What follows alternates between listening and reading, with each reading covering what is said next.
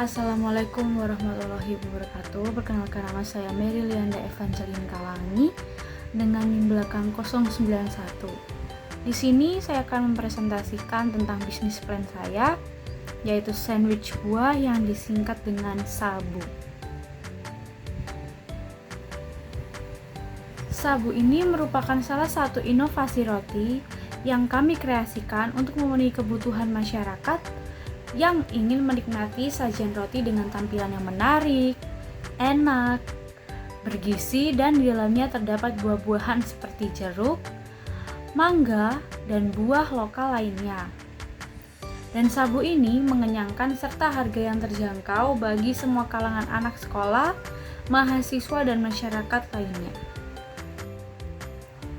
Di sini kita akan membahas beberapa poin. Yang pertama ada gagasan kreatif bisnis, analisis pasar dan pemasaran. Yang ketiga ada strategi pemasaran. Yang keempat analisis produksi. Yang kelima proses produksi. Yang keenam rencana pengembangan usaha. Yang ketujuh analisis keuangan. Yang kedelapan ada analisis SWOT. Yang kesembilan strategi analisis SWOT. Dan yang kesepuluh adalah hasil dari produk. Yang pertama ada gagasan kreatif bisnis.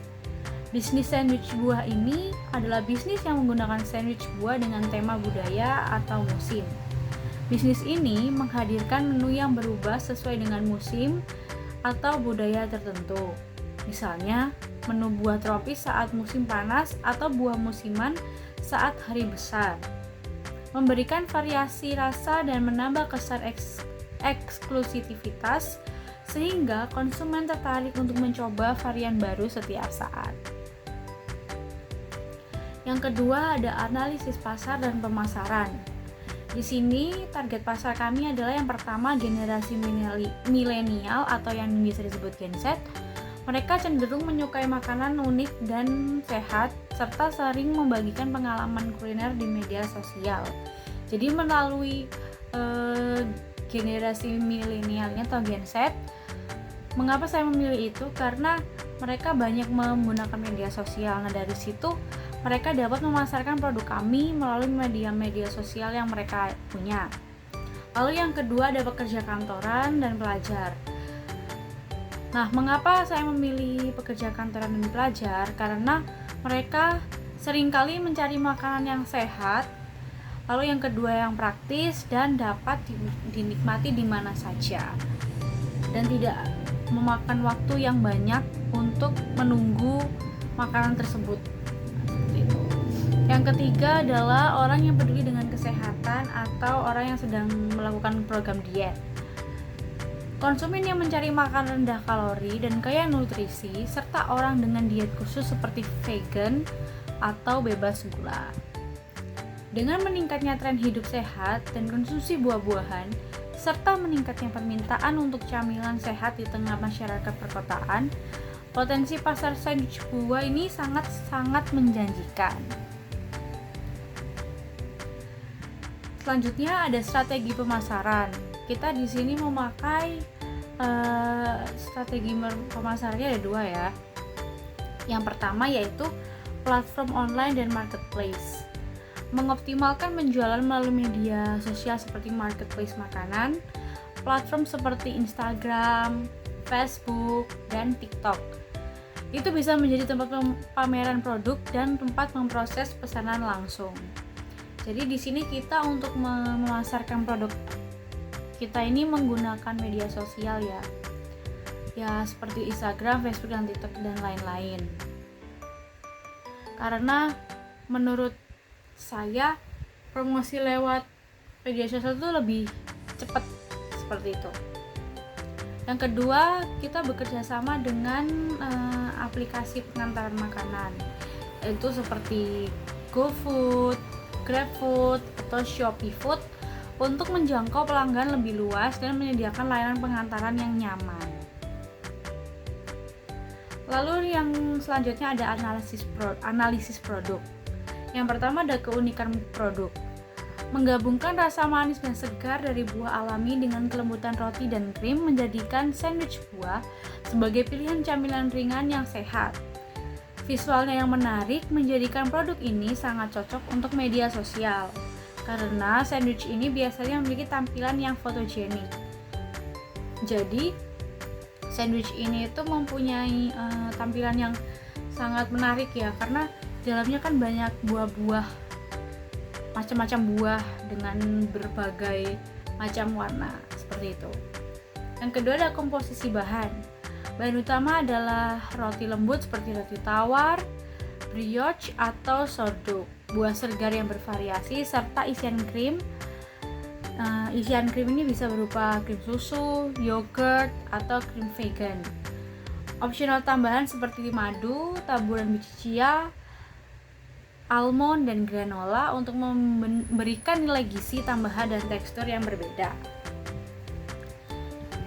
Lalu selanjutnya ada proses produksi. Yang pertama adalah persiapan bahan baku, yaitu yang terdiri dari buah, roti, dan isian krim. Yang kedua, kita akan memotong dan menyiapkan buah yang sudah kita pilih. Dan yang ketiga, penyusunan dan perakitan sandwich. Yang keempat, pemotongan dan penyajian. Lalu yang kelima ada pengemasan atau penyimpanan. Dan yang keenam adalah proses pengiriman.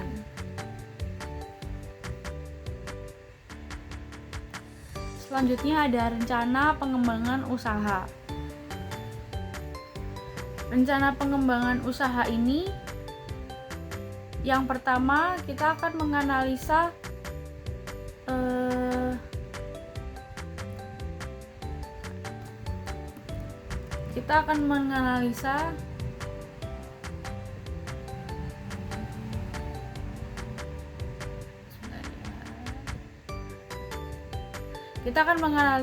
situasi yang terjadi di saat ini.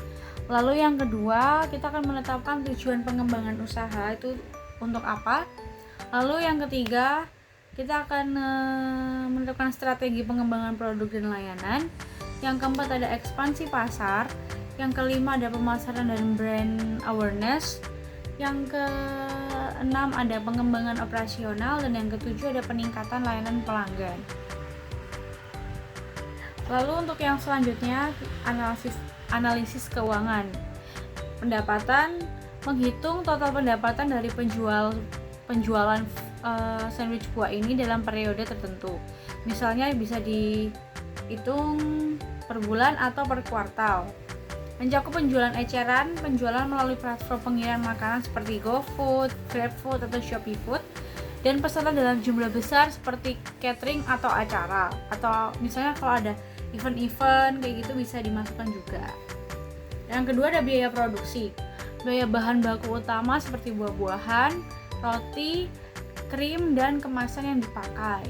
Total biaya produksi ini dapat dihitung untuk setiap unit sandwich, sehingga dapat diketahui berapa biaya per sandwich dan seberapa besar profit margin dari setiap penjualan. Lalu yang ketiga ada biaya operasional, biaya pemasaran atau iklan di media sosial, kerjasama dengan influencer, biaya sewa lokasi jika kita pakai tempat gitu ya, sewa tempat seperti itu, biaya utilitas seperti listrik, air, dan internet, biaya pengantaran atau distribusi jika ada layanan pengiriman sendiri. Yang keempat adalah laba bersih. Menghitung laba bersih sebagai hasil dari total pendapatan dikurangi biaya produksi dan biaya operasional. Nah, di sini ada rumusnya nih. Rumusnya yaitu laba bersih sama dengan pendapatan dikurang dalam kurung biaya produksi ditambah biaya operasional. Kayak gitu. Oke, untuk selanjutnya kita akan lihat untuk analisis SWOT-nya.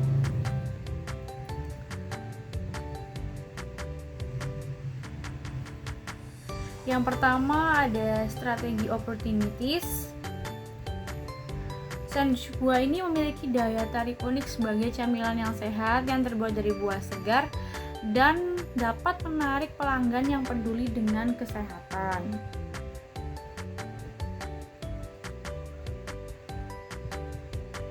Nah, di sini untuk mengembangkan produk ini kita dengan cara kostumisasi ya. Di kostumisasi itu kita akan menawarkan opsi ini untuk memenuhi preferensi pelanggan. Jadi kayak kita bisa milih nih mau pakai jenis krim apa, mau yogurt atau krim yang rendah kalori. Terus juga dari rotinya mau pakai roti yang whole grain atau gluten free. Nah, itu bisa menarik juga ketertarikan konsumen. Lalu yang kedua ada weakness atau kelemahan. Nah, kelemahan ini di sini tuh buah segar ini kan memiliki masa simpan yang sangat terbatas ya. Jadi kita harus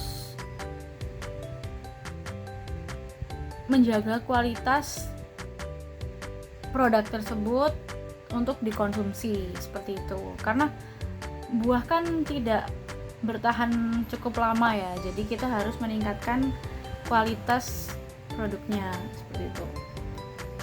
Lalu yang ketiga ada opportunities, peluang. Buah sandwich ini dapat ditawarkan sebagai menu catering untuk acara-acara seperti seminar, pesta, atau sebagai menu sarapan sehat di kantor atau di sekolah. Jadi kalau misalnya ada event-event kayak gitu, bisa kita pakai sandwich buah ini kayak gitu, karena kan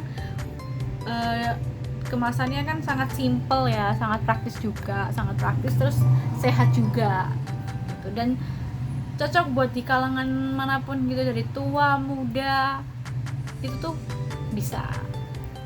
Oke, yang keempat ada threat atau ancaman. Nah, ancamannya karena sudah banyak sebenarnya camilan sehat itu nggak cuman ini aja ya, nggak cuman sandwich buah aja. Jadi itu takutnya tersaingi dengan camilan-camilan sehat yang lain tuh seperti smoothie, salad buah, dan yogurt yang bersaing dalam kategori produk sehat dan praktis seperti itu. Lalu selanjutnya ada analisis strategi SWOT. Yang pertama, strategi SO. Bermitra dengan platform pengiriman makanan seperti GoFood, GrabFood, dan Shopee Food, dan aplikasi kesehatan untuk meningkatkan jangkauan. Produk ini dan sehat ini juga dapat dipasarkan melalui e-commerce atau platform khusus makanan sehat untuk menarik lebih banyak pelanggan. Yang kedua ada strategi ST. Gunakan kemasan ramah lingkungan yang dapat mempertahankan kesegaran sandwich selama pengiriman. Dengan kemasan yang tepat, risiko kerusakan dan penurunan kualitas selama distribusi dapat diminimalkan. Lalu yang ketiga ada strategi WO. Menggunakan kemasan berinsulasi atau teknologi penyimpanan vakum agar sandwich tetap segar lebih lama. Hal ini dapat memperluas area distribusi dan memungkinkan pengiriman ke lokasi yang lebih jauh. Yang keempat, yang terakhir adalah strategi WT. Lakukan perencanaan harga jual dan margin laba yang tetap menguntungkan meskipun ada fluktuasi harga bahan baku. Misal, naikkan harga produk secara bertahap atau tawarkan paket bundling saat biaya bahan baku meningkat. Jadi, kalau misalnya bahan baku meningkat, kita bisa kayak pakai buy one get one kayak gitu. Nah, selanjutnya di sini ada contoh dari hasil produk dari usaha yang akan saya jalankan seperti ini. Jadi itu ada roti ya, mau pakai roti apa aja bisa. Ada roti, terus kita kasih krim, lalu kita susun buah di atas krimnya itu, terus kita kasih krim lagi, terus kita tumpuk lagi sama roti. Nah, seperti ini. Ini bisa pakai macam-macam buah ya, mau jeruk, mau kiwi, mau strawberry, yang gampang lah ya menurut teman-teman atau kalian ya untuk dimakan dan disajikan. Baik, sekian dari presentasi saya kali ini. Bila ada kurangnya, saya mohon maaf. Wassalamualaikum warahmatullahi wabarakatuh.